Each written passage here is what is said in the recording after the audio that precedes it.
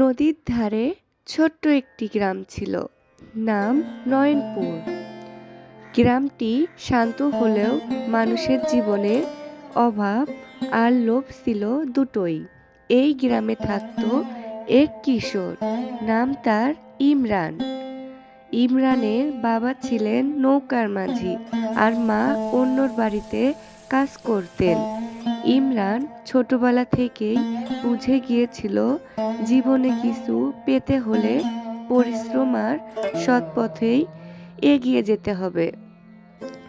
ইমরান পড়াশুনোয় ভালো ছিল, কিন্তু দারিদ্র্যের কারণে প্রায় স্কুলে যাওয়া বন্ধ হয়ে যেত।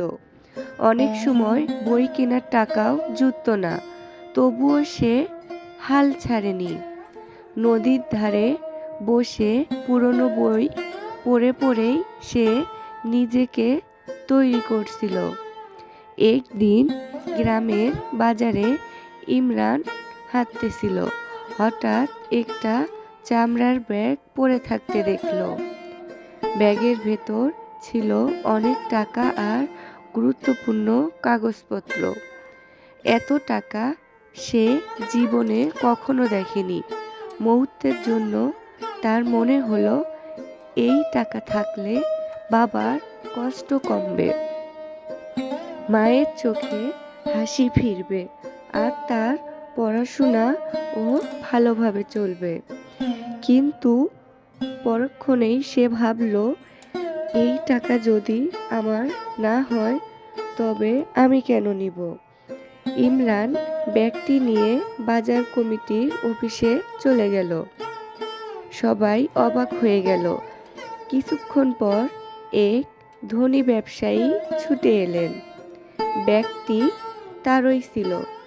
তিনি বললেন, এই টাকাটা আজ না পেলে আমার বড় ক্ষতি হয়ে যেত। ব্যবসায়ী ইমরানকে অনেক টাকা পুরস্কার দিতে চাইলেন। ইমরান মাথা নেড়ে বলল, চাচা, আমি পুরস্কারের জন্য ভালো কাজ করিনি। ব্যবসায়ী তার সততায় মুগ্ধ হলেন। তিনি গ্রামের সবাইকে ডেকে বললেন, এই ছেলেটা শুধু টাকা ফেরত দেয়নি, সে আমাদের একটা শিক্ষা দিয়েছে। সেই দিন থেকেই ইমরানের জীবন বদলাতে শুরু করলো। ব্যবসায়ী তার পড়াশোনার দায়িত্ব নিলেন। গ্রামের মানুষও ইমরানকে সম্মান করতে লাগলো।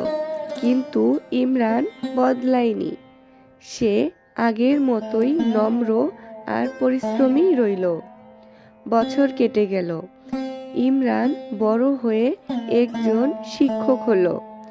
সে গ্রামের গরিব শিশুদের বিনা খরচে পড়াতে শুরু করলো।